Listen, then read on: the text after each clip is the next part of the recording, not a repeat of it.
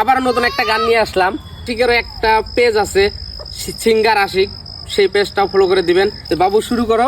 তুমি ম্যাক্সি ধুয়া কাপড় পিনলে ভালোই লাগে, তুমি চুড়িদার ধুয়া শাড়ি পিনলে ভালোই লাগে, হালকা একটু মেকআপ করলে পরিজন লাগে, তুমি হালকা একটু মেকআপ করলে ভালোই লাগে, তুমি ঠোঁটেতে লিপস্টিক দিলে